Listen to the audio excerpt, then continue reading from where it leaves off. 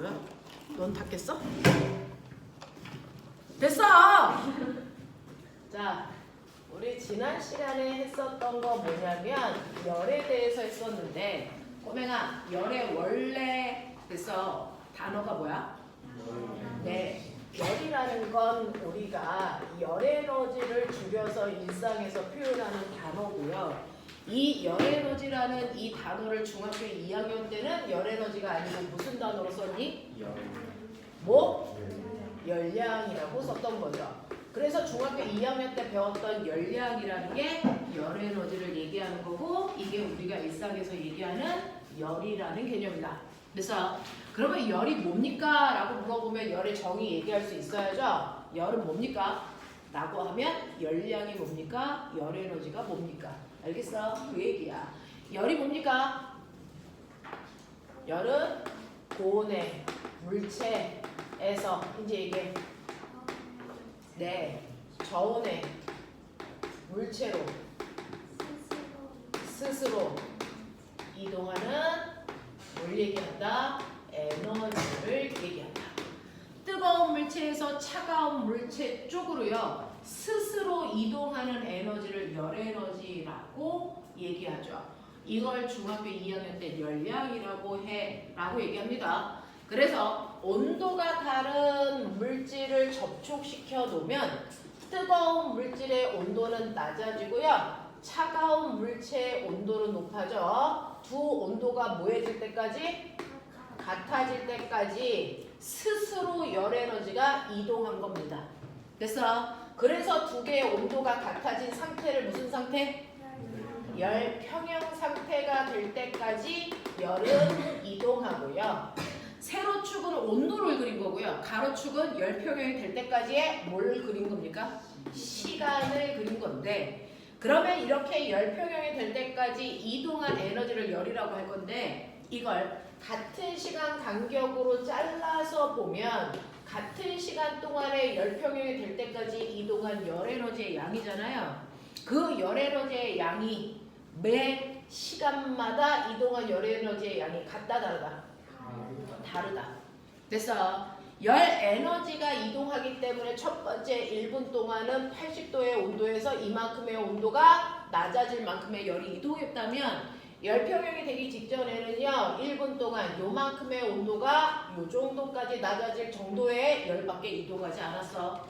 그래서 같은 시간 동안에 이동하는 열의 양은 점점 뭐하는 게 보여? 감소하고 있다는 걸 느낄 수 있는데 그 열 에너지를 이동시키는 원동력은 뭐기 때문이다? 두 물질의 온도 차이기 때문에 처음에는 두 물질의 온도 차가 커서 같은 시간 동안에 이동한 열 에너지가 많다면 시간이 지날수록 두 물체의 온도 차이가 줄어드니까 이동하는 열 에너지의 양이 뭐한다? 감소한다. 그러다가 두 물체의 온도가 같아지면 열은 더 이상 이동하지 않는다. 이 얘기입니다. 됐죠? 그래서 이렇게 서로 다른 두 물질 안에서의 열의 이동량을 우리는 열량 또는 열 에너지라고 얘기해서요. 그 열량 구하는 시 Q는 네, 뭡니까? 시, 암, 다으로 표현했어요. 되겠습니까? 네. 그래서 여러분들이 보시면 이렇게 열이 이동하는데 그렇다면 이동한 열의 양은 사실은 다시 보면 뜨거운 물체가 뭐한 양입니까? 잃은 열의 양을 우리가 열량이라고 할 거잖아요. 그럼 거꾸로 얘기하면 차가운 물체가 얻은 열량이 우리가 알고 있는 열 에너지입니다. 뜨거운 물체가 열을 100만큼 주면 차가운 물체는 열을 얼마만큼 받아요? 100만큼 받아요. 주고받은 열의 양은 반드시 같아야 되니까. 그래서 우리는 이 열평형된 온도를 구할 때는요. 고온의 물체가 잃은 에너지와 저온의 물체가 얻은 에너지의 크기가 같다라고 놓고 우리는 열평형된 온도를 구하기도 합니다. 맞죠? 그러니 여기에 있는 뜨거운 물은 80도에 물이 200g 있었다고 치고 차가운 물은 20도에 100g이 있었다고 쳤을 때 열평형에 대한 온도 구해라. 이런 문제였어요. 그쵸? 그래서 고온의 물체가 잃은 열량은요. 이 C는 비열이니까 물의 비열 얼마? 1. 질량은 200g. 그리고 온도 변화는 높은 온도에서 낮은 온도를 빼니까 80 빼기 T. 저온의 물체가 내가 얻은 열량도 물이니까 1 곱하기 100g 곱하기 높은 온도에서 낮은 온도 빼야 되니까 이렇게 됐어. 그래서 열평이대로 온도를 계산할 수도 있다. 그래서 이거 계산하면 얼마 나옵니까? 얼마 나올까요? 얼마 나옵니까? 60도쯤 나왔나요? 그때 우리? 요 정도 나왔죠? 됐어. 근데 이렇게 열평형이 된 후에 온도 변화를 보면 뜨거운 물은 온도가 20도밖에 안 떨어졌는데 차가운 물의 온도는 무려 40도 올라왔죠? 됐어. 온도 변화량이 다르죠? 이유가 뭘까요? 물의 질량이 달라서 라고 하는 거죠. 됐어. 그래서 물의 양이 많은 애들은 조금만 열을 온도가 낮아져도 차가운 물질의 온도를 많이 높일 수 있다는 얘기겠죠. 되겠습니까? 이런 개념으로 이 온도 변화폭은 질량과 반비례하게 나타나더라. 뭐 이런 얘기도 여러분들이 머릿속에 집어넣으시면 되는데 이러한 열량을 구할 때 우리가 사용하는 C라고 하는 비열의 의미는 늘 물어보니까 잘 정리해 둬야 된다 그랬어요. 비열이 뭐야? 어떤 물체 1kg을 1도씩 높이는데 필요한 에너지를 그래서 우리는 비열이라고 하는데 이 비열은 물질마다 다 같다 다 다르다? 다 다르기 때문에 그 물질에 뭐가 된다? 특성이 되는 값을 얘기한다. 됐습니까? 그러면 이 비열은 물의 양이 많던 적던 비열은 바뀌니 안 바뀌니? 비열의 크기 안 바뀌어. 자, 물질의 양에 따라서 바뀌지 않는 값을 무슨 성질? 세기 성질. 맞습니까? 그래서 끓는 점, 녹는 점과 같은 그래서 밀도와 같은 아이들은 그 양이 많던 적던 바뀌지 않잖아요. 비열도 그렇습니다. 세기 성질입니다. 자, 그런가 하면 여러분들은 이 비열 차이에 의해서 나타나는 현상도 알아요? 비열 차이에 의해서 나타나는 현상 뭐 있습니까? 네, 모래의 비열은 작아서 온도가 급격히 올라갔다 내려가고요. 그렇죠? 물의 비열은 크기 때문에 온도 변화가 별로 없어. 그래서 이렇게 모래와 물이 인접해져 있는 해안가에서는요. 낮 동안에는 모래 쪽의 온도가 높고요. 낮 동안은 바다 쪽의 온도가 낮아서요. 그래서 여기에서는 하강 기류, 여기서는 상승 기류가 생기기 때문에 바람이 항상 바다에서 육지로 분다 이거죠. 그래서 이렇게 바닷가에서 부는 낮에 부는 해풍과 밤에 부는 육풍이 바로 모래와 물 사이에 무슨 차 때문에 생겨요? 비열차 때문에 나타나는 현상이에요. 그래서 비열 차이에 의해서 나타나는 현상은요. 해류풍이라는 것도 있고요. 우리나라 계절에 부는 바람 자체도 이것과 같죠. 우리나라가 거시적으로 보면 우리나라가 대륙의 해안가에 위치되어 있으니까. 맞습니까? 그래서 우리나라에서 부는 계절 풍도 이렇게 비열차에 의해서 생기는 바람이야 라고 인지하시면 되겠죠. 되겠어? 자, 그러면 비열이라는 거의 특성을 우리가 알았으니까 이제 뭐도 보셔야 되냐면 이게 비열이면 꼬맹아 이건 뭐야? 라고 하는 비열에다가 물질의 질량을 곱한 걸 우리 뭐라 그런다? 열용량이라고 해요. 그 물질이 얼마만큼의 열을 가지고 있느냐를 표현하는가? 열용량인데요. 열용량은 정의가 뭘까요? 불러. 어떤 물체를 1도 높이는데 필요한 에너지예요. 그러면 그 어떤 물체가 물이라고 치죠. 자, 그 물이요. 100g이 있어요. 물이 200g이 있어요. 이 아이들의 열용량은 다르다고요. 똑같은 물이니까 비열은 1인데요. 물이 100g 있을 때는 열용량이 얼마고요? 100이고요. 그래서 똑같은 물이지만 물이 200g 있으면 열용량을 얼마로 봅니까? 200으로 보는 거잖아요. 되겠어? 이렇다면 얘네들은 물질의 양에 따라 바뀌는 값이네? 그럼 무슨 성질? 이건 크기 성질이라고 한다. 라는 얘기입니다. 그러면 열용량도 물질의 특성일까? 아니. 같은 물질이라도 양에 따라 바뀌니까 물질의 특성이 아니겠죠? 됐어? 그러면 이 열용량으로 설명할 수 있는 현상은 뭐가 있을까요? 열용량으로 설명할 수 있는 거 알루미늄 냄비에서 끓던 찌개는 불을 끄면 금방 식는데 맞죠? 뚝배기에서 끓던 찌개는 불을 꺼도 오랫동안 바글바글 끓는 이유가 알루미늄 냄비에 비해서 뚝배기가 가지고 있는 열용량이 훨씬 더 뭐해서 커서 그래서 찌개와 동안 열을 줄 수 있기 때문이에요. 그래서 오랫동안 끓어요. 알겠니? 이런 얘기입니다. 이런 얘기입니다. 여러분들 뜨거운 물은 40도만 돼도 죽을 만큼 뜨겁죠? 근데 사우나의 온도는 80도가 돼도 죽을 만큼 뜨겁지는 않습니다. 됐죠? 네, 온도가 더 높음에도 불구하고 우리가 사우나 80도를 견딜 수 있는 이유는 됐어? 그 사우나 속에 있는 공기의 질량이 너무 뭐해서 작아서 그 아이가 가지고 있는 연료량이 작기 때문입니다. 알겠습니까? 이런 것들이야 라고 하는 것도 기억을 좀 해봐 두시면 되고요. 그러면 이러한 어떤 물질을요, 내가 중학교 1학년 때 배웠던 것처럼 이렇게 비커에다가 얼음을 집어넣고 우리가 이 아이를 가열하면서 온도 변화를 그래프로 그렸었어. 됐어. 그랬을 때 여기 각각의 구간마다 상태도 썼었어. 기억해. 고해, 액기, 그 다음 뭘까요? 기, 요거죠. 그 중에서 고체가 액체로 상태 바뀌는 걸 뭐라 그러니? 고체가 액체로 상태 바뀌는 걸 뭐라 한다고? 융해.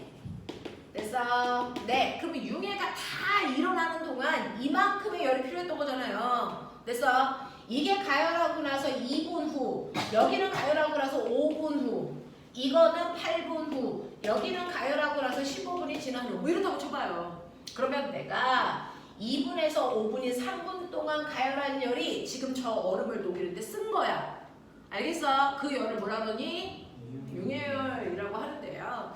우리는 같은 그 물질이라도요, 얼음이 크면 훨씬 더 많은 열을 필요로 하겠죠. 얼음이 작으면 됐어? 훨씬 작은 열로도 녹일 수 있겠죠. 자, 그러면 우리가 어떤 물질이 상태가 바뀔 때 필요한 융해열, 기화열, 액화열 이런 것들을 사람들한테 표현해 줘야 되는데 얘네들을 상태가 바뀔 때 필요한 열을 우리가 싸잡아 뭐라 그러니? 잔열. 됐어? 또는 수분열이라고 하는데요. 어떤 물질의 융해열이 얼마야? 라고 하는 걸 알려줘야 되잖아요. 얼음의 융해열은 80이야. 이거 얘기할 때요. 얼음 얼마짜리를 얘기하는 거니? 얼음의 크기에 따라서 융해되는데 필요한 열이 다르다면서요. 그래서 사람들한테 얼음의 융해열은 얼마야? 철의 융해열은 얼마야? 라고 얘기를 해줘야 되거든요. 자, 그래서 이러한 모든 잡열은요. 그 물질 1kg을 상태 변화하는데 필요한 열의 양으로 표현해 주기로 했다. 되겠습니까? 그래서 잡열은 모든 물질 1kg을 상태 변화시키는데 필요한 열의 양을 잡열이라고 해요. 그러면 예를 들어서 얼음은 1kg을 완벽하게 녹이는데 80kcal의 열량이 필요하다고 쳐. 근데 내가 가지고 있는 얼음은 1kg가 아니면 2kg야. 몇 배? 2배 많은 열이 필요하겠죠. 3kg면 3배 많은 열, mkg면 n배 많은 열이 필요해서요. 우리는 잡열을 라지 쓰거든요. 그래서 이러한 모든 잡열에 그 물체의 실제 질량을 곱한 만큼이 실제로 그 물질이 상태 변화하는데 필요한 열이다. 알겠습니까? 이렇게 됩니다. 그래서 우리가 잡열은 무조건 그 물질 1kg을 상태 변화하는데 필요한 열의 양으로 표시하기로 되어 있다. 알겠냐? 이런 얘기야. 알겠어? 그럼 꼬매가 융해열이 80이면 응고열은 얼마냐? 내가 문제 풀 때 응고열이 필요한데 융해열을 줬어. 어떡할래? 융해열이 80에 응고열 얼마일까? 그대로 80입니다. 고체가 액체로 상태 변화하는데 필요한 열이나 액체가 고체로 상태 변화하는데 필요한 열의 양은 반드시 같은 물질이면 같아야 된다. 알겠습니까? 이런 것들도 좀 상식적으로 기억해 두시면 그걸 이용해서 문제 푸는 것들도 있었고요. 됐죠? 자, 그래서 여기에 있는 이 구간의 열은요, 그 물질을 실제 상태 변화하는데 필요한 열이기 때문에 잡열에다가 질량을 곱한 만큼이 필요한 열의 양이다. 알겠습니까? 그 얘기고요. 이 그래프에서 이 기울기가 뭐라 그랬어? 기울기. 자, 어차피 이거 얼음이잖아요. 어차피 이거 물이잖아요. 어차피 이거 수증기잖아요. 하지만 H2O 같은 물질이잖아요. 상태만 다르잖아요. 그랬을 때 이 기울기는 같을까 다를까? 전혀 다릅니다. 이 기울기의 의미가 뭡니까? 네. 이 그래프의 기울기는요. 같은 2분 동안 얘는 2분 동안 가열했더니 온도가 20도나 올라간대. 됐어? 네. 여기가 마이너스 20이었고 여기가 0도였으니까 온도가 2분 동안 가열한 열이 얼음의 온도를 20도 상승시킬 수 있었어. 근데 얘는 여기서 여기까지 보입니까? 3분 동안 가열한 열이 물의 온도를 100도나 높일 수 있었어. 이거거든요. 되겠어? 그러면 예를 들어 얘는 1분 동안 가열한 열이 얼음은 10도를 상승시키는데 사용할 수 있는 거고요. 얘는 1분 동안 가열한 열이 물을 얼마? 33도 상승시키는데 쓴 거죠. 근데 같은 시간 동안 가열했을 때 주는 열의 양은 어떠니? 같죠. 그럼 같은 열로 온도 변화가 얘가 10도 있어? 얘가 30도 있어? 누가 온도 변화가 크다는 얘기야? 얘가 크죠. 그럼 비열은 누가 큽니까? 얘가 크다는 얘기죠. 맞습니까? 그래서 이 그래프의 기울기는 똑같은 열을 받아도 누가 온도가 쉽게 바뀌냐야. 쉽게 바뀔수록 기울기가 크기 때문에 비열은 뭐하다? 작다. 라는 얘기입니다. 그래서 이 그래프의 기울기는 비열의 역수를 얘기한다. 그래서 그래프가 누울수록 비열이 큰 거다. 알겠습니까? 그런 의미를 얘기한다. 라고 하는 것들도 알고 계시면 되겠죠.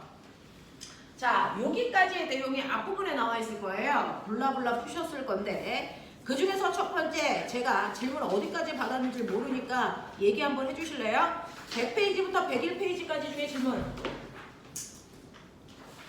없습니까? 넘어가지요. 자, 102페이지부터 103페이지까지 질문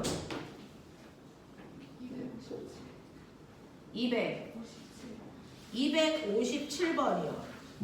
다음 중 열팽창에 의해서 나타나는 것이 아닌 것을 찾아라. 이런 얘기들이죠. 여러분들 이런 식으로 해요. 뜨거운 물체에서 차가운 물질 쪽으로 열이 이동을 하면 차가운 물질은 열을 받아요. 열을 받으면 나타나는 현상. 다시 말해. 뜨거워지면 나타나는 현상. 분자의 운동이 활발해지면 아이씨 입자 사이에 거리가 멀어지기 때문에 뭐가 일어나니? 부피의 팽창이 일어나지. 그럼 부피가 팽창하는 동안 질량은 변하니 안 변하니? 안 변하면 부피분의 질량이 누구는? 밀도는 뭐해지니? 작아지죠. 알겠어? 이런 과정들이 1년에 발생을 해. 무슨 말인지 알겠어? 자, 그래서 우리가 열을 받으면요. 입자와 입자 사이의 거리가 처음보다 멀어지기 때문에 그 입자가 차지하는 공간의 크기는 커집니다. 이렇게 같은 입자의 개수가 있더라도 입자의 운동이 활발해서 입자가 차지하는 공간이 커지는 걸 멋진 말로 뭐라 그러니? 열팽창이라고 하고요. 열팽창이 가장 잘 일어나는 상태가 고액기 중에서 기체, 그 다음 액체, 그 다음 고체. 그 중에서 기체의 열팽창을 이용한 게 찌그러진 탁구공을 뜨거운 물에 넣어도 펴지죠. 이게 기체의 열팽창의 효과죠. 또 열기구 맞죠? 네. 액체 열팽창을 이용한 게 뭘까요? 맞아요. 수온 온도계 기억나요? 우리가 옛날에 온도 잴 때 겨드랑이에 끼고 있었던 거. 그 안에 있는 수온은 열받으면 부피가 뭐하니까? 팽창하는 만큼 눈곱이 올라가겠죠. 그래서 체온을 재는 겁니다. 맞아. 이 액체 온도계를 처음으로 만든 사람이 누구지 아세요? 갈릴레이요. 갈릴레이가 액체 온도계를 처음으로 만들었어요. 선생님이 다음 주에 직접 본원에 그 온도계가 있으니까 가져다가 보여줄게요. 엄청 예뻐요. 직접 만든 거요? 지랄? 직접 사는 거예요? 자, 근데 여러분들이 그 액체 온도계를 만든다면 뭘 고려했을까? 그거를 여러분들이 집에서 만들어 보시고 간단하게 그러고 나서 자소서를 쓰시면 되게 훌륭합니다. 그래서 갈릴레이가 만든 액체 온도계는요.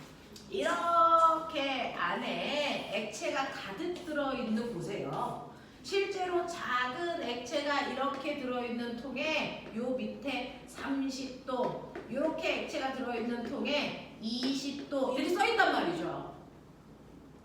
근데요. 여기에 있는 공간이 뜨거워지면 여기 있는 물이 뭐해지니? 뜨거워지겠죠? 뜨거워지면 부피가 뭐해질까요? 커지죠? 그럼 밀도가 뭐해질까요? 작겠죠? 그러면 얘 밀도가 작아지면 얘보다 밀도가 됐어. 큰 애들은 뭐 할까요?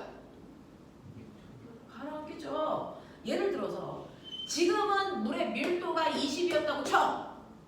근데 얘 밀도는 얼마였냐면 15고요. 얘 밀도는 얼마냐면 10이라고 칠게요. 되겠어? 네. 그래서 얘네들은 떠 있는 거거든요. 떠 있는 거거든요. 근데 뜨거워지면 물의 밀도가 뭐해진다고요? 작아진다고요. 그래서 뜨거워져서 얘가 밀도가 14로 줄는 순간 어떻게 될까? 이 새끼 뭐 할까? 가라앉아요. 얘는 그대로 뭐 했을까요? 떠요. 됐어? 그래서 얘가 가라앉으면 아 지금은 20도래? 이런 거. 됐어? 보게끔 만든 거예요. 됐죠? 그러면 이 액체 온도계를 갈릴레이가 만들려면 됐죠? 갈릴레이가 이 온도에 따라 얘가 가라앉게 그 다음에 얘는 30도에 가라앉게 이렇게 만들어야 되잖아요. 뭘 그려했을까요? 뭘 다르게 해서 얘는 가라앉는 얘는 그대로 있을까요? 머리 연라조금이죠. 그걸 생각해서 만들어 보시면 되겠죠. 되겠냐? 다음 주에 한번 갖다가 보여드릴게요. 네, 이게 액체 온도계고요. 이거 만들 때 뭘 고려했을까?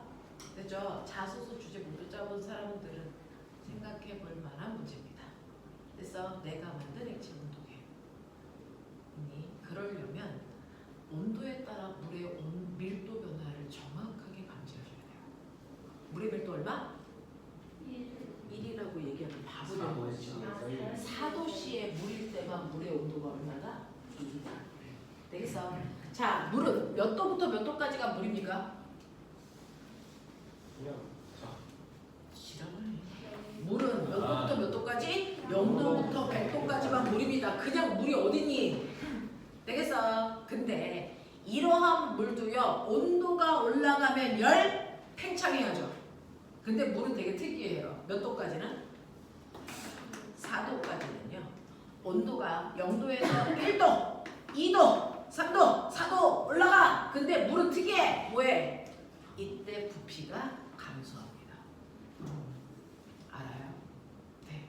그래서 온도가 올라가면 반드시 열 팽창을 해야 될까요? 안 하는 것도 있을까요? 온도가 올라가면 열 팽창을 안 하는 물질도 있다 없다? 있다. 결과적으로는 있는데요. 실제로 그럼 얘는 입자 사이 거리가 안 멀어지는 거니? 가까워지는 거니? 얘는요. 온도에 따라 열 팽창합니다. 온도가 높아지면 열 팽창을 안 할 수는 없어. 왜? 입자 사이 거리 무조건 멀어져. 알겠어? 그럼에도 불구하고 0도에서 4도까지는 부피가 감소하는 결과가 나타나는 거야. 왜 그럴까? 그 안에 우리가 모르는 또 다른 일이 같이 일어나는 거야. 거기에 무슨 일인가가 일어나고 있어. 뭘 것 같냐? 네. 실제로 얼음은요. 특이하게 얘가 고칠 때 수소결합이라는 걸 해서 몇 각형? 육각형의 이런 구조를 만들면서 얼잖아요. 됐어? 그러니까 입자 사이에 거리도 있지만 그 안에 빈 공간도 있단 말이죠. 됐어? 그랬다가 얼음이 녹아. 그러면 여기 수소결합이 깨지죠? 깨지죠? 그러면 수소결합이 깨지는 순간 어떤 일이 발생하냐면 얘가 여기 있을 이유가 없죠. 힘이 없으니까 얘가 안으로 들어와서 얘가 이렇게 있습니다. 이 새끼가 여기로 가요. 그렇죠? 그러면 이 새끼도 여기 있을 필요가 없어요. 어딥니까? 안으로 밀려 들어오죠? 얘가 이렇게 온다고요. 이렇게. 되겠습니까? 대신에 입자와 입자 사이의 거리는 처음보다 뭐해지니? 멀어져요. 됐어? 입자와 입자 사이의 거리는 처음보다 멀어지는데 그 빈 공간을 채우면서 들어오는 거야. 수소계 결합이 깨지면서. 그러면 입자와 입자 사이의 거리가 멀어진 것보다 수소결합이 깨지면서 감소한 부피가 훨씬 더 뭐해? 크게 나타나기 때문에 결과적으로 부피가 뭐 하는 것처럼 보여지니? 감소하는 것처럼 보여지는 거야. 알겠어? 어쨌든 간에 우리한테는 부피를 측정하면 감소된 부피가 나타납니다. 그리고 나서 4도가 넘으면 그제서부터는 수소결합이 깨지는 일들이 없어요. 이미 다 깨졌기 때문에. 되겠습니까? 네. 그래서 온도를 높이면 높일수록 그때부터는 입자 사이의 거리가 멀어지니까 부피가 뭐한다? 팽창한다. 이런 얘기입니다.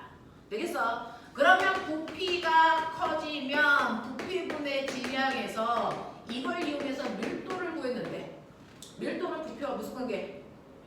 반비례 관계가 있어요. 왜? 진영은 변하지 않고 일정할 거니까. 맞습니까? 그러면 이 그래프가 부피 변화 그래프면 밀도 변화 그래프는 요래 나타납니다. 그래서 그러니까 몇 도의 물에서의 밀도가 가장 큽니까? 4도의 물에서의 밀도가 제일 큰데 이 밀도가 얼마나? 1이다. 그래서 1g/세제곱센티미터의 밀도를 갖습니다. 하지만 우리가 집에서 먹는 물은 4도가 아니다. 되겠습니까? 근데 여러분들이 집에서 먹는 그냥 상온에서의 물은 20도쯤 되겠죠. 물의 밀도가 1도 이게 되지 않는다라는 얘기입니다. 되겠죠? 이런 얘기입니다. 그래서 온도에 따라서 물의 밀도가 달라지는 성질을 이용해서 그 위에 있는 아이들이 그 사이의 밀도 값을 갖게끔 하는 거야. 그래서 가라앉고 뜨게끔 만들어 놓은 게 액체 온도계예요. 알겠어? 이렇게 된다. 그러면 나도요. 액체 온도계를 만들 건데 갈릴레이처럼 그렇게 멋진 건 못 만들고 우리가 알고 있는 그 수온 온도계를 만든다고 치자. 자, 이 수온 온도계에 들어갈 수 있는 액체 성질, 요 액체 성질 어때야 됩니까? 온도의 변화에 따라 액체, 부피, 팽창, 유리 어때야 되니? 일정해야 한다. 10도에서 11도 될 때 부피가 늘어나는 양이나 80도에서 81도가 될 때 부피가 늘어나는 양이 어때야 됩니까? 일정해야 돼요. 됐어? 그리고 팽창률은 뭐 할수록? 클수록 눈에 잘 보이겠죠? 알겠어? 또요! 측정 온도 범위 안에서 상태 변화가 일어나면 안 됩니다. 됐어? 내가 30도에서 온도를 재고 그 세기가 갑자기 액체가 고치네. 말도 안 되는 일이야.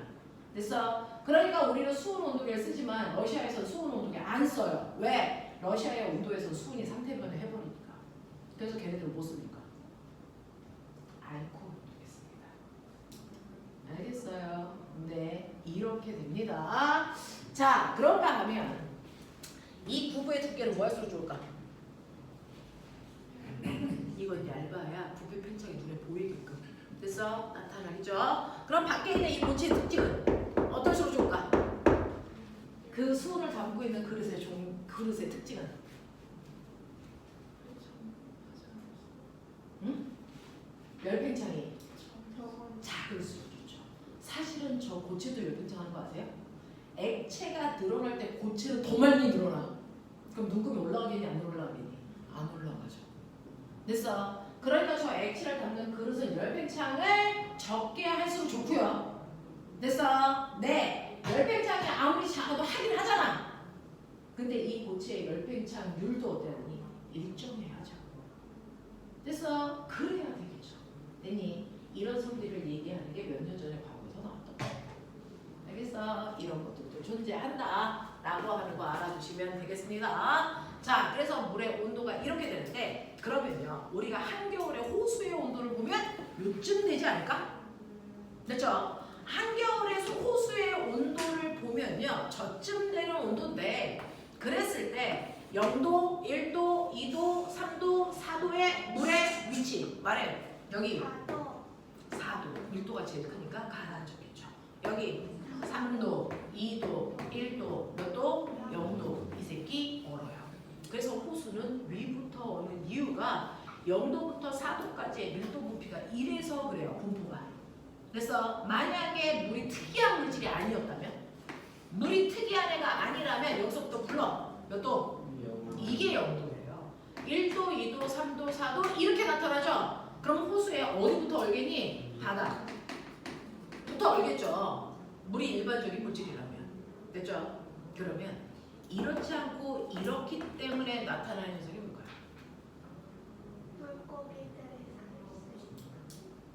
물고기들이 이러면 못 사나요? 물에 이렇게 바닷물이 있는데 아래가 어디가 위로 올라가면 되잖아요. 못 사나요? 못 삽니다. 왜요?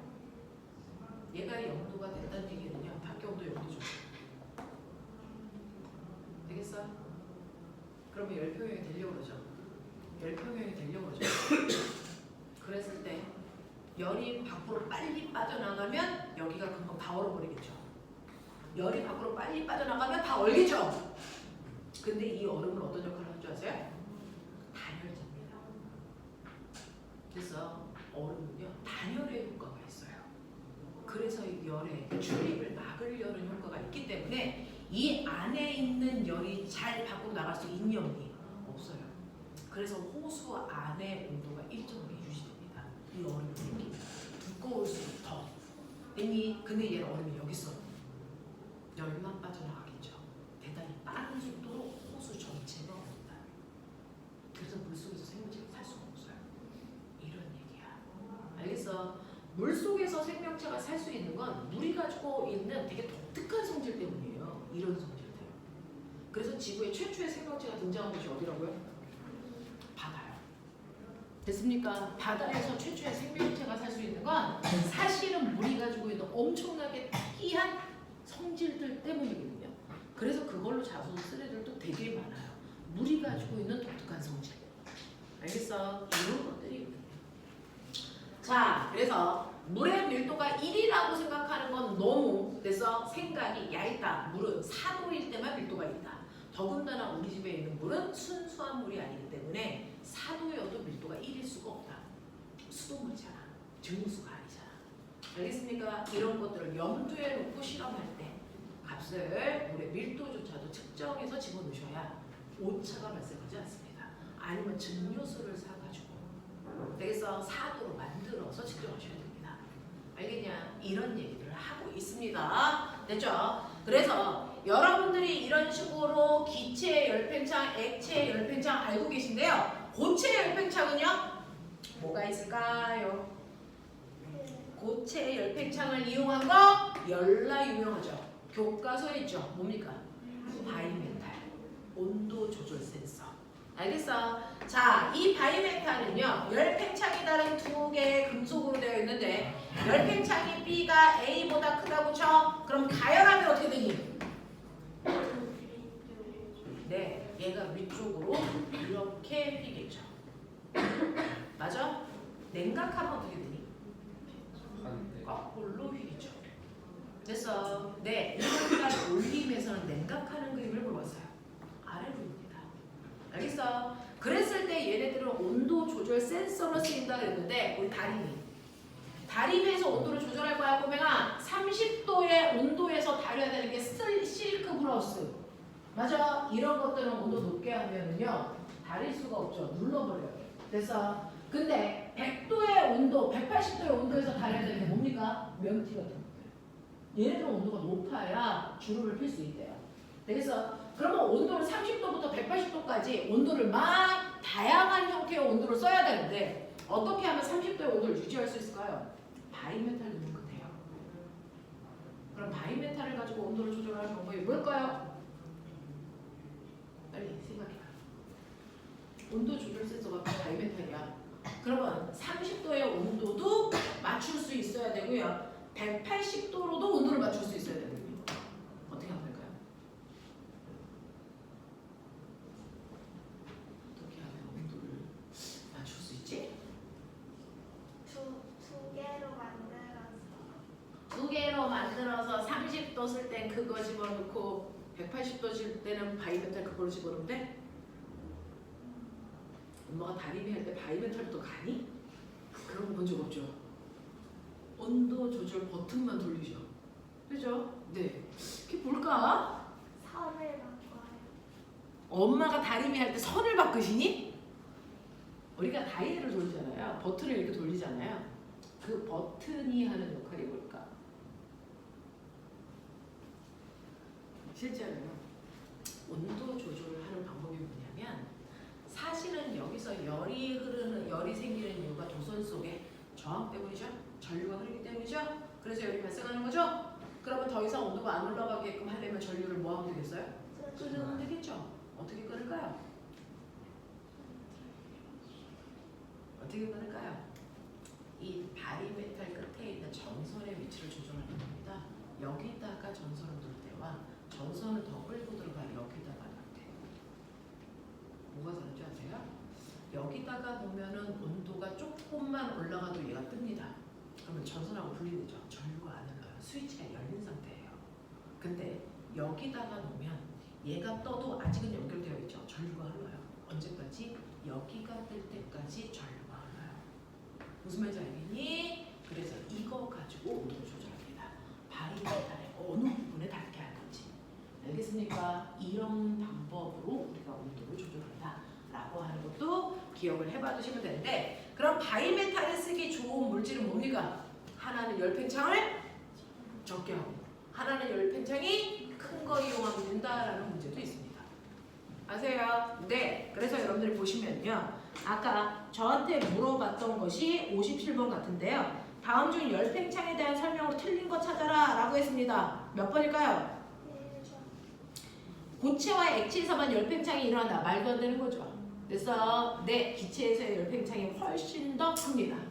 알겠어? 자, 고체의 열팽창을 이용한 거 바이메탈 말고도 뭐 있습니까? 철로를 중간에 뭐에 놓는다?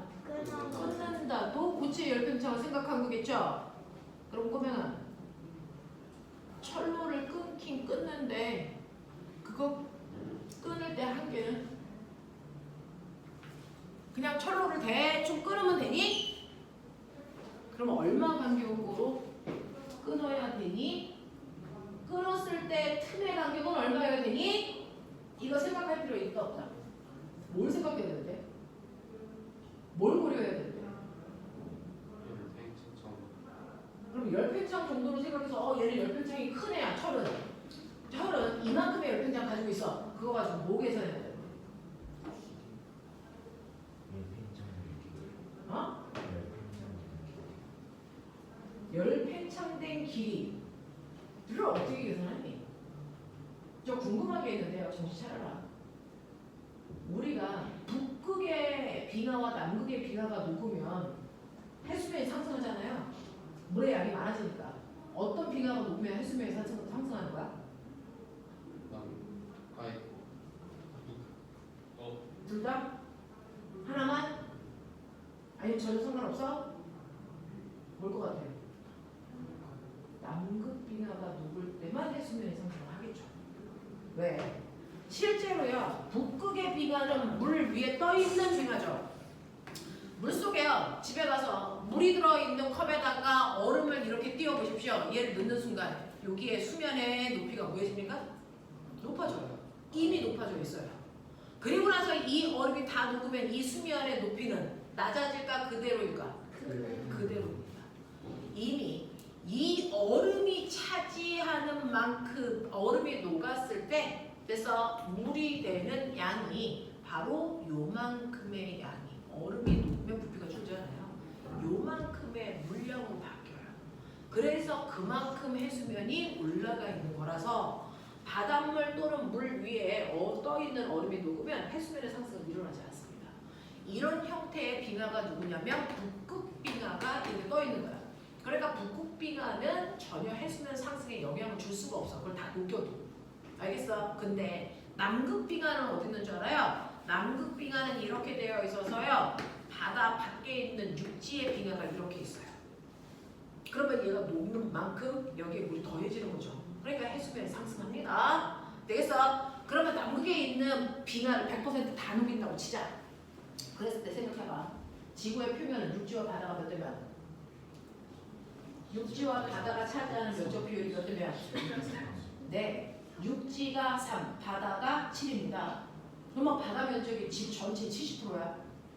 그러면 저 남극에 있는 빙하를 다 녹이면 전체 바다로 물이 흩어질 거잖아. 그래도 물량이 첨가되는 거니까 해수면이 높아질 거잖아. 얼마 높아지니? 아무리 많이 잡아도 3cm밖에 돼요. 아무리 많이 잡아도 지구 전체 해수면의 1cm에서 2cm, 많이 잡아도 3cm야. 그럼 3cm의 해수면이 상승하는데 왜 그렇게 난리야?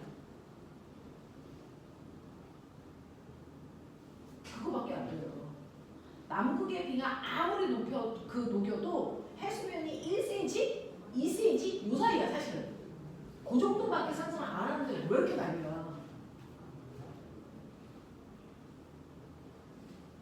얼마 있으면 몰디브 뭐 이런 데는 가라앉아서 우리가 갈 수도 없다며. 1cm가 높아지는데.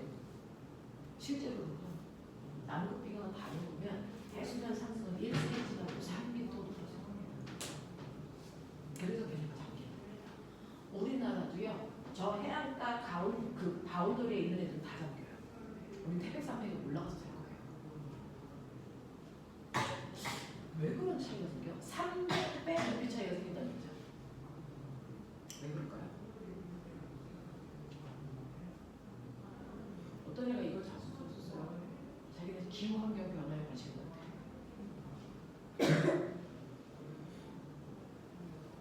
왜 그럴까요?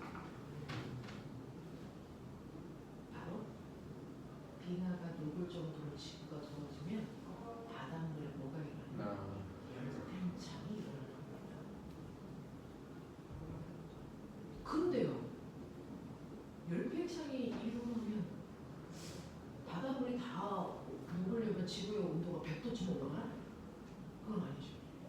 빙하가 다 녹으려면 지구의 평균 기온이 한 2, 3도만 올라가도 지구에 있는 모든 게 다 녹아요. 2, 3도 녹아는데 열팽창이 너무 크나? 큽니다. 왜요? 실제로요. 열팽창률이 3이야 라고 하면은 얘는 3cm 늘어나 이 뜻이에요. 1도 높였을 때. 그럼 보면 철은요 1도 높이로 3cm 커진대요. 어떤 철이? 모든 철이? 아니요. 1m의 철. 그러면 2m의 철은요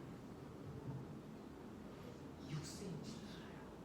3m의 철은 9cm 늘어나요. 왜냐하면 이렇게 열팽창을 한다는 건 이렇게 되어 있을 때 뜨거워지면 입자와 입자 사이의 거리가 멀어지는 거잖아요. 그래서 입자 사이의 거리가 멀어지는 거 아니야? 그래서 요 사이에 간격이 늘어나는 거 아니야? 지금 이 간격이 몇 개 있습니까? 5개. 그러면 1도 높아졌을 때 이 간격당 1cm씩 늘어났다고 쳐봐. 지금 간격이 5개니까 얼마 늘어나겠어? 5cm. 근데 이게 1m가 아니고 2m면 간격이 몇 개가 되겠니? 10개. 그러면 1도 높아지면 얼마? 10cm. 되겠어? 그러면 원래 양이 많을수록 같은 온도가 올라가도 팽창하는 길이 훨씬 보여진다? 커진다는 겁니다. 그럼 지구 전체 물량 생각해보세요. 걔네가 1도 온도만 올라가도 아! 이렇게 늘어나겠죠? 그게 3m야. 원래 양이 많아서 입자 사이 간격이 셀 수 없이 많아. 그러니까 애색기습이 조금씩만 늘어나도 지구 전체 그래서 높이에 6m로 상승돼요. 3m. 그래서 이게 문제예요. 알겠어? 원래 양이 많기 때문에 하나당 간격이 1씩만 늘어나도 지구 전체의 높이에 그래서 해수면의 높이가 3m나 상승하게 된다고요. 그러면 우리 태우 2개 쌓아놓은 높이입니다. 미치냐? 3개?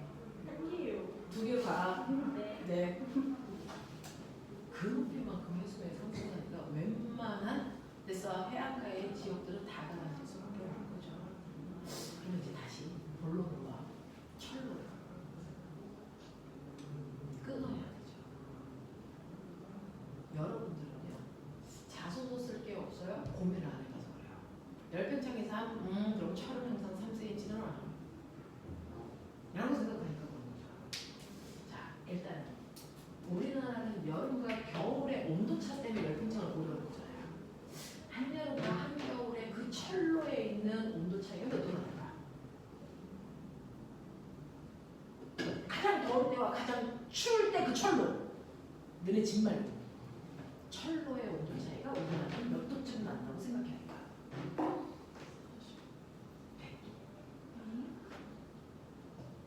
너네 한여름 때 보세요. 철로의 온도가 50도 가까이 올라가는 거 같아요.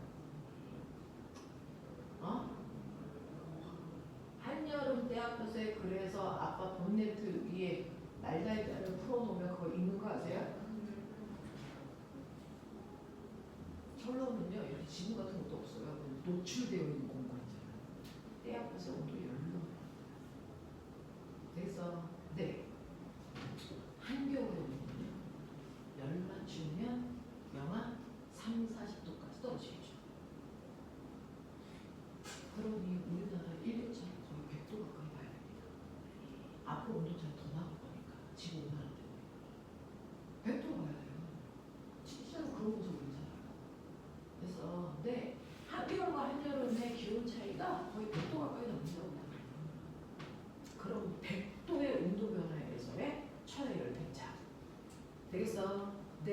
거 생각하셔야 되고요. 그 다음에 이 철로를 끊었을 때요. 보면 간격에 한계는 있냐? 여기 있는 이 철로와 이 철로 사이에 이 끊어놓은 톰에 이 길이를 들어갈 때 이거 한계는 있냐? 이거 몇 센치 이하로는 걸리면 안 돼. 이거 있어? 기준이 뭔데? 그러니까 그 기차가 다닐 수 있는이라고 하는 건 뭔데? 여기에 이렇게 철로가 이제 이렇게 있잖아. 그죠? 네, 이렇게 철로가 있잖아. 이렇게 철로가 있잖아. 그래서 여기가 끊어온 거잖아. 그러면 이 철로와 철로 사이에 이 끊어진, 그래서 기차가 이렇게 지나갈 거잖아. 요 간격의 한계가 있냐고. 있어 없어? 있어. 바퀴의 지름보다. 자, 바퀴가 여기 이렇게 빠졌어. 이 새끼 넘어가니? 안 넘어가요. 그럴 거면 철로를 뭐 하러 가러? 그냥 자갈밭을 가지. 그쵸? 그러니까 이 철로는요, 바퀴가 이렇게 되어 있을 때 빠지지 않는, 그래서 이 간격을 유지하셔야 돼요. 바퀴보다 간격이 더 넓으면 안 된다고요. 그래서 못 넘어가요. 무슨 말인지 알겠냐? 이거야. 그러면 그 바퀴의 지름보다도 훨씬 작아야 되네. 그쵸? 건너갈 수는 있게끔 해줘야 될 거 아니야. 그러면 100도에서 가장 짧을 때가 이거라고 쳐. 그러면 가장 길 때는 얘도 100도니까 늘어나겠지? 얘도 100도니까 늘어나겠지? 100도의 온도 차이니까. 그래서 네 라고 하면 여기를 30cm라고 하면 얘가 혼자 늘어나는 게 얼마? 15cm까지가 활용이 돼야 돼. 맞아? 그럼 15cm, 100도에서 15cm 늘어나려면 이 길이는 얼마여야 될까? 간격의 개수를 봐야겠죠. 1m가 얼마 되는지. 그래서 네, 그러면 온도 차이 100도 났을 때 그래서 늘어나는 길이가 15cm 아니면 원래 길이가 얼마까지만 허용이 될까? 이게 된다고. 되겠어? 그거 고려하셔야죠. 근데 그걸 고려해서 어떤 개새끼가 철로를 만들었어. 15cm를 아니 30cm를 벌려놨어. 한여름에 철로를 만들었어. 겨울에 어떻게 되니? 줄겠지. 가장 길 때 만든 거잖아. 2000이. 그럼 얘는 줄 일밖에 없어. 겨울이 됐더니 이 간격이 30이 아니고 60 됐어. 내가 한겨울에 만들어. 그럼 어떻게 해야 돼? 가장 짧을 때 만든 거잖아. 그러니까 철로를 설정을 했을 때 한여름에 철로를 까냐 한겨울에 까냐에 따라 간격을 뭐 해야 되니? 변화시켜야 돼. 전봇대의 전선을 전봇대가 이렇게 있다? 전봇대가 이렇게 있다? 이 전봇대와 전봇대 사이의 전선을 이렇게 걸 거잖아. 이렇게 설치해야 되는 게 언제냐? 팽팽하게 설치해야 되는 게 언제냐? 느슨하게 설치해야 되는 게 언제냐? 이거거든요. 그래서 네, 언제 팽팽하게? 네, 더 이상 짧아지지가 않아. 되겠어? 네, 이렇게 설치해야 되는 게 언제? 여름. 앞으로 짧아질 이유밖에 없으니까. 알겠어? 이런 것들이야. 그걸 고려해서 설치해. 알겠어? 냅다 가서 100m 간격으로 1m씩 떨어뜨려. 이거는 뒤지겠다는 얘기야. 알겠어? 중국 애들 대부분 그렇잖아. 적당히 잘라, 적당히 띄워. 그래서 이거 아니야. 그러니까 기차들이 막 가다가 탈선도 하고 막 그러잖아요. 그렇죠? 네. 그러면서 걔네들은 실험을 하는 거죠. 아, 이러네. 실제로 실험을 하죠. 그런가 보죠. 라고 하는 거죠. 그래서 이 철로를요, 요 간격, 우리나라 표준 간격이 얼마일까? 설치할 때. 그럼 우리나라보다 일교차가 훨씬 작은 나라들은 저 뛰는 간격을 더 좁게 해도 되겠죠. 그런 거 아닙니까? 뛰는 것들이 나라마다 표준이 다르겠죠. 됐냐? 이런 것들 생각하시면 이해돼요. 그러니까 여러분들이 쉽게 보는 그런 것들이 사실은 쉽지 않아요. 고려해야 되는 것들이 현실에는 엄청 다양한 게 있습니다. 알겠어? 자, 이런 것들입니다. 그래서 여러분들이 보시는 것처럼 근데 저한테 이거 왜 질문했죠? 257회 7번에 1번 답이 3번이야. 기체의 물질은 종류에 관계없이 열팽창 정도가 같다. 이건 이제 조건이 있어요. 기체가 무슨 기체일 때? 이상기체일 때만 그렇습니다. 현실의 기체들은 약간씩의 차이가 있겠죠. 그래서 그럼에도 불구하고 1번을 답으로 하시는 게 맞습니다. 됐죠? 여기서는 실제 기체 이런 단어가 없기 때문에 우리 교과서에서 배웠던 오일지라고 생각하는 거니까 그래서 답이 잘못 나온 게 맞습니다. 자, 그 다음에 넘어가죠. 104페이지부터 105페이지에 해당되는 262번부터 270번까지 질문. 안 되면 266번 또 66, 67 요거 두 개 해볼 건데요. 66의 별표. 우리가 중학교 내용을 시험 볼 이유는 없습니다. 중학교 내용을 시험 볼 거면 학교 내신 성적표 가져오라고 했죠. 중학교 내용보다는 훨씬 더 사고력을 많이 묻는 문제들을 기반으로 합니다. 그렇다고 해서 생뚱맞은 문제가 아니고 중학교 내용을 훨씬 다양하게 변형시킨 문제들이 나오겠다는 얘기입니다. 자, 그러면 그 중에서 대표적인 게 여러분들이 가지고 있는 66, 67입니다. 66번 보시면요. 66번은 이 50도의 물 9kg과 마이너스 10도의 얼음. 자, 열평형이 될 때까지 그림 그려봐. 그려. 열평형이 될 때까지 그림 그려봐.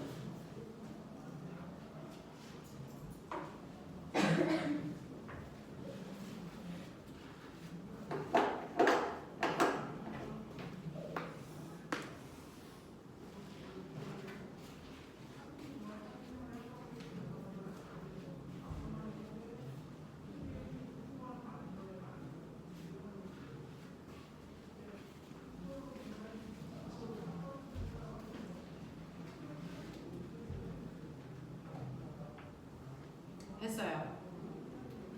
지나가면서 볼까요? 그동안 우리가 그렸던 열평형 그래프와 다르게 그리셔야 됩니다. 틀렸어. 틀렸어.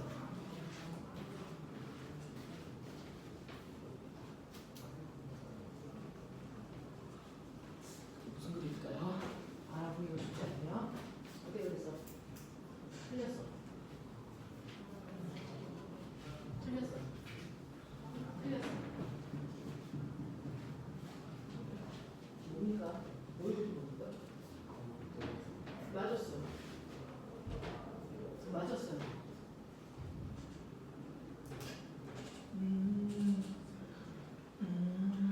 약간 고민을 좀 해봐야 되는데.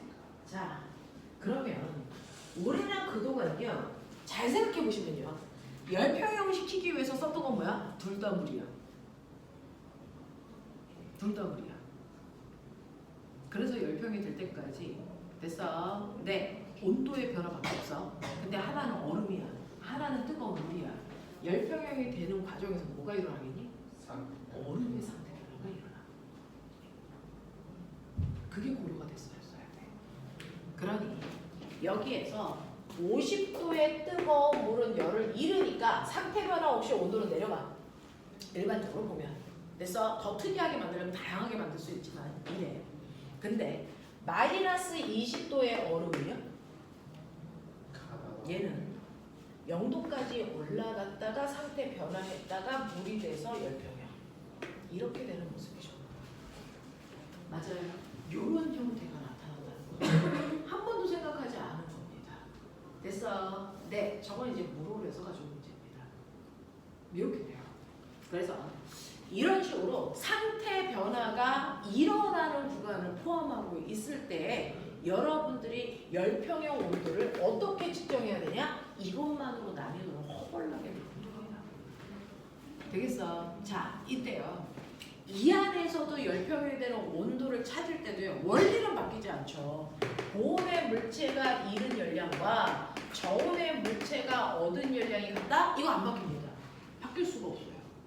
됐어? 네. 근데 고온의 물체가 잃은 열량은요. 물이니까 1 곱하기 물질의 질량 얼마니? 9kg 곱하기 온도 변화는 얼마니? 50 마이너스 몇 도에서 열평형이래? 그걸 구하는 거야? 네. T. 이렇게 하면 되죠. 그러면 저온의 물체가 얻은 열량 어떻게 계산할래?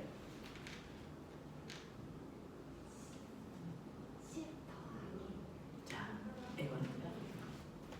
요 구간 따로 요 구간 따로 구해서 더해야 되는 거야. 왠 줄 아세요? 첫 번째 얘는 무슨 상태니? 얼음이에요. 얼음의 비율이 얼마니? 거기 써있죠. 0.5예요. 물의 비율은 얼마니? 1이에요. 따로 구해야 됩니다. 되겠어? 그래서 얘 같은 경우에 1번에서 흡수한 열, 2번에서 흡수한 열, 3번에서 흡수한 열을 각각 구해서 더할 수밖에 없다. 왜? 물질의 비율이 다르기 때문에. 알겠어? 이겁니다. 그 중에서 1번 구간은 얼음이기 때문에 비열이 얼마라고 나온다고요? 0.5. 질량은 얼마입니까? 1이고요. 그래서 온도 변화는 얼마일까요? 지랄. 아니 쌤이 잘못하셨어요. 선생님이 잘못했어요? 와, 급반성. 자, 온도 변화 얼마? 10. 됐죠?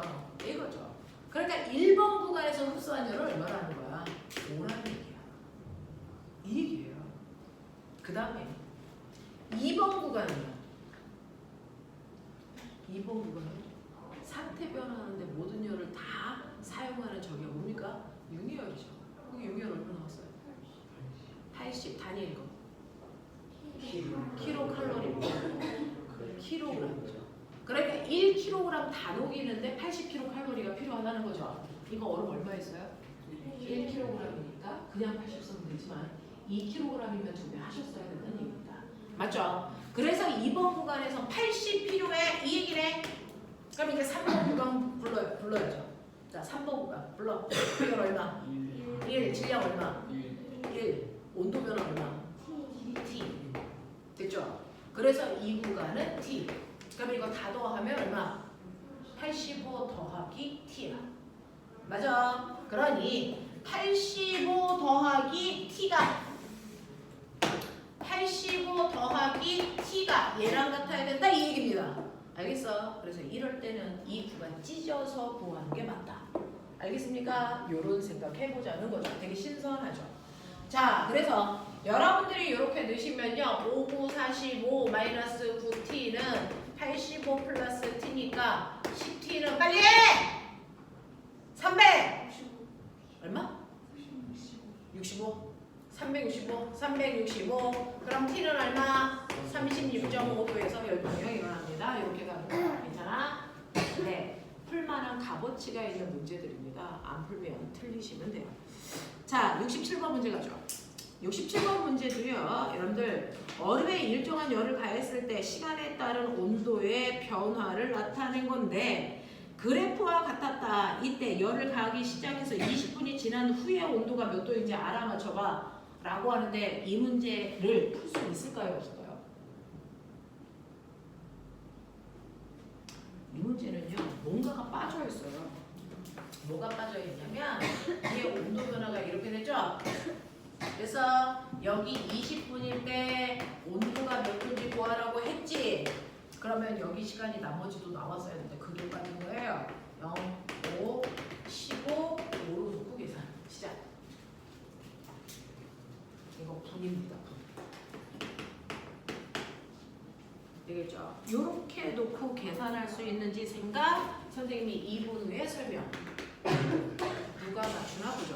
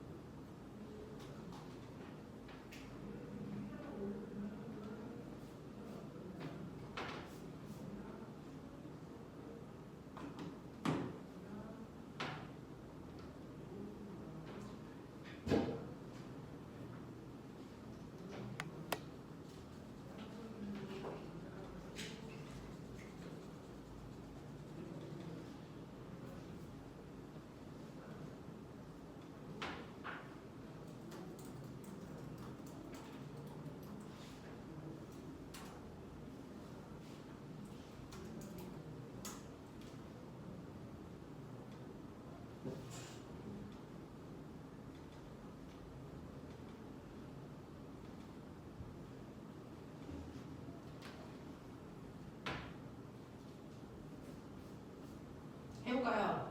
온도 나온 사람 저의 몇 도 나왔어요? 네 몇 도 나왔어요? 40도요. 40도? 그쯤 될 것 같습니다. 자, 온도를 풀 수 있는 어떤 기본 자료들이 많이 부족한 것 같지만 사실은 이것만으로도 문제가 풀립니다. 자, 거기에 보시면 얼음에 일정하게 열을 가했을 때 얼음이기 때문에 가능한 거죠. 이 녹는 점이 얼마나 얘기입니까? 여기가 0도였다는 얘기입니다. 요것만으로 그래서 20분 후에 온도를 우리가 예측할 수 있는데 여기에서 뭐라고 나왔냐면요. 이 얼음의 융해열을 얼마로 줬습니까? 80 칼로리 퍼 그램. 킬로칼로리면 킬로그램으로 쓰면 되고요. 칼로리면 그램으로 표현하시면 돼요. 그럼 이건 한국말로 얘기하면 뭐야? 1g의 얼음을 다 녹일 때 80칼로리의 열량이 필요해. 이렇게 얘기 나왔어요. 자, 이때 이 얼음을 다 녹이기 위해서 몇 분에 해당되는 열이 필요했니? 10분. 10분 동안 공급한 열로 이 얼음 녹였어. 근데 이 얼음 몇 g이야? 안 나왔잖아요. 그러니까 그냥 1g으로 봐요. 그래도 되는지는 이제 우리가 해보도록 하죠. 네. 그러니 이 얼음을 1g으로 우리가 가정하고 문제를 풀어보자. 됐어? 네. 그러면 1g이기 때문에 이 열원장치로 10분 동안 가열한 열이 얼마? 80칼로리의 열을 공급한다는 얘기야. 됐어? 그래도 녹았다는 얘기잖아. 결론은. 그러면 결국은 1분당 주는 열이 얼마란 얘기야? 8칼로리의 열을 주고 있구나 이 생각이야. 납득하니? 그러면 여기에 얼음이 다 녹고 나서 그 다음에 물이 된 후에 온도를 높이는 데 사용된 열은 몇 분 동안 공급한 열이니? 5분 동안 공급한 열이야. 그러면 5분 동안 공급했기 때문에 열이 얼마 들어왔다? 40칼로리의 열을 주고 있다 이 구간은. 그러면 40칼로리의 열에 의해서 온도가 몇 도 올라가니? Q는 뭐라고? C암타기로. 됐죠? 그래서 이거 40이고요. 물은 비열이 1이고요. 질량증도 얼마로 생각했다고요? 1이고요. 되겠어? 그러면 온도 변화가 얼마면 되겠니? 40도요. 1입니다. 근데 선생님 물이 1g, 얼음이 1g인 건 선생님 생각이지 거기 안 줘줬잖아요. 그러면 1g이 아니고 10g이었다고 치자. 됐어? 물이 1g이 아니고 10g이라고 가져오자. 그러면 10g의 얼음이기 때문에 녹는데 필요한 열은 80이 아니고 얼마로 봐야 되니? 이거 800이 필요하다 이렇게 봐야 돼. 근데 그 800의 열을 얼마 동안 준 거야? 10분 동안 준 거야. 맞아? 그러면 1분에 준 열은 얼마로 봐야 되니? 80. 그러면 5분 동안 주는 열을 얼마로 봐야 되니? 400. 그래서 10평에 대한 온도를 볼 건데 이게 400이야. 이게 1이고 질량이 10이고 이거 온도 얼마니? 얘가 커지는 만큼 얘가 커지기 때문에 얘 변화는 있니 없니? 없다는 얘기야. 그러니까 쓸데없이 숫자 그리지 말라는 얘기지. 이해되냐? 이런 거야. 알겠습니까? 이렇게 하고 그래서 질량이 없어도 문제를 풀 수 있기 때문에 쓸데없는 재료들을 안 주기 때문에 이럴 때는 과감히 그냥 여기 나와 있는 거를 보기 편한 1g으로 보시는 게 편하죠. 되겠어? 이런 식으로 해서 온도도 보시면 되는데 시간은 빠져 있었다. 이건 넣어야 된다. 적어도. 자, 그래서 대단히 괜찮은 문제 2개 풀어드렸어요. 266, 267. 넘어가죠. 자, 106, 107페이지에서 질문해봐.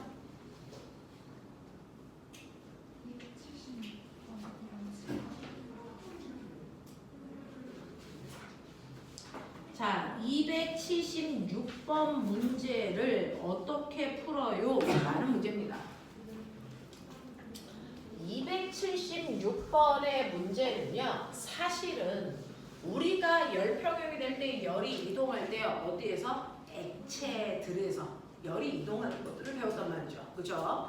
자, 액체의 물질 사이에서 열이 이동하는 양은 Q를 C암탑으로 계산하면 돼. 그러면 액체가 아니고 고체에서는?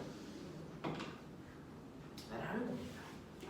실제로요, 여기에 금속인데요. 성질이 다른 2개의 금속이 있다고 쳐봐. A와 B야. 됐어? 근데 얘는 길이가 L이고 얘도 길이가 L이고 요 두께는 똑같이 S라고 치자. 알겠어? 네, 근데요. 제가 여기에서 온도를 80도로 뜨겁게 가열할 거고요. 얘는 온도가 20도였어요. 그러면 이제 고온에서 저온으로 열이 이동하니까 가겠죠. 열이 막 가고 있겠죠. 자, 그랬을 때 요 가운데의 온도가 몇 도가 될까요? 이걸 따지는 거야. 되겠어? 저 가운데의 온도는 몇 도가?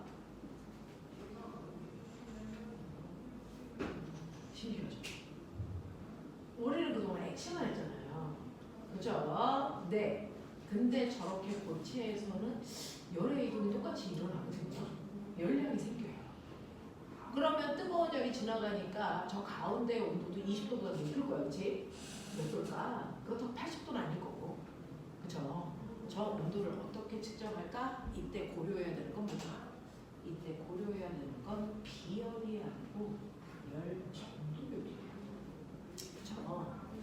실제로요. A라는 고체가 열을 준 만큼 B는 뭐하니? 받아. 그러니까 대원칙은 변하지 않아. A가 잃은 열량과 B가 얻은 열량은 뭐하다고? 같다고. 이건 맞아. 대신에 고체에서의 열 이동량이 열량을 계산하는 방법은 달라. 얘는 비열이 아니고 누가 더 열을 빨리빨리 전달해 주냐? 거짓말. 열 전도율에 의해서 결정되는 거야. 열을 빨리빨리 넘겨주면 됐어. 빨리빨리 열을 받기 때문에 얘 온도가 높을 거야. 근데 열을 천천히 주면 천천히 받기 때문에 이동하는 열의 양이 작아. 그럼 얘는 온도를 약간 낮겠지. 됐어. 그랬을 때 열을 얼마나 빨리 전달해 주냐? 열 전도율이 중요한데요. 얘는 열 전도율을 알파라고 하고요. 얘는 열 전도율이 그거의 2배야, 2알파야 이렇게 해보자. 되겠어? 그랬을 때 여기 온도는 몇 도인지 난 계산해 볼 건데 그러면 고체에서의 열이 이동량인 열량은 어떻게 계산할까요? 이거는요. 생각해봐. 여기서 여기까지 갈 건데 요 길이가 길수록 열이 잘 이동할까? 짧을수록 잘 이동할까? 짧아야죠. 그렇죠? 그러니까 길이와는 반비례합니다. 저 두께는요? 두께는요? 두꺼울수록 잘 갈까요? 얇을수록 잘 갈까요? 두꺼워야 이쪽으로 가는 열의 양이 많겠죠. 얇으면 많이 못 갑니다. 알겠습니까? 네. 그러니까 두꺼울수록 옆으로 전달되는 양이 많아요. 짧고 굵어야 된단 말이야. 또 이 열 전도율이 뭐 할수록? 어떨수록 열이 빨리 갈까? 클수록. 열 전도율 커야 빨리 가요. 맞아? 또 뭐에 일어나는지 아세요? 뜨거운 쪽과 됐어? 찬 쪽에 뭐? 온도 차이가 클수록 잘 가요. 알겠어? 네. 그러니까 T1과 T의 온도 차이에 의해서 이동하는 열의 양도 달라지겠죠? 되겠어? 그 다음에 접촉되어 있는 시간에 따라서 총 이동한 열의 양도 달라집니다. 이해돼? 그래서 고체에서의 열 이동량은 시합탁이 아니고 이렇게 구합니다. 이렇게 구합니다. 그래서 고체 상태일 때 열의 이동량은요. 됐죠? 길이분의 열 전도율 곱하기 두께 그리고 두 물질 사이의 온도 차이와 시간의 곱으로 총 이동한 열의 양을 계산합니다. 그죠? 네. 이렇게 계산하니까 첫 번째 A에서 잃은 열량과 B에서 얻은 열량은 같다라고 볼 건데 A의 잃은 열량은 이거예요. 그래서 여기 온도를 T1도 여기 끝에 온도를 T2도 가운데 온도를 T2도 옵니다. 자, 그럼 A에서 준 열의 양은 이거야. 그럼 B에서 받은 열의 양은 블럭 L분의 뭡니까? 블럭 2 알파 S T 빼기 T2 시간 이거잖아. 됐어? 그 중에서요 열 전도율은 1대2라 그랬으니까 알파와 2알파로 표시한 거고요. 단면적의 두께 같고요. 그 다음에 양 끝단의 온도를 가장 높은 곳의 온도를 몇 도? 80도. 그래서 B의 가장 낮은 곳의 온도가 몇 도? 20도. 그래서 전표 시간은 둘 다 같겠죠? 그러면 쓸데없는 계산은 안 할 거니까 지워. 보이냐? 되겠어. 그래서 80-t는 2t-40이에요. 그러니 3t는 120이고요. t는 얼마? 40. 그래서 여기가 40도에서 열평형이 됩니다. 그래서 40도의 온도가 갖게 됩니다. 이런 식으로 고체에서도 열의 이동을 생각해 봐야죠. 고체에서의 열의 이동은 비열이 아니고 열 전도율에 의해서 결정됩니다. 알겠어? 이런 얘기입니다. 자, 그렇다면 이제 76번을 풀 수 있는 안목을 좀 가지셨을 텐데요. 어떤 물체가요? 이렇게 정육면체 통 속에 들어가 있어요. 정육면체 통 속에 열원장치인 아이가 요 안에 이렇게 들어가서요. 여기서 열을 막 내보내고 있어요. 근데 문제는 이 정육면체의 각각의 면마다 열이 밖으로 뭐하니? 배출돼. 빠져나가. 몇 면으로 빠져나가니? 6면으로 빠져나가. 그 열 손실이 일어나. 그럼에도 불구하고 바깥의 온도와 안의 온도 차이를 몇 도를 내고 싶어? 10도를 유지하고 싶어. 그러려면 밖으로 빠져나가는 만큼의 열을 계속 줘야 되겠죠. 얼마의 열을 줘야 되냐. 이겁니다. 그래서 그러면 6면에서의 열 손실을 계산하시면 됩니다. 알겠니? 네. 잠깐 끊었다가 하죠. 시간이 열나 많이 갔네요.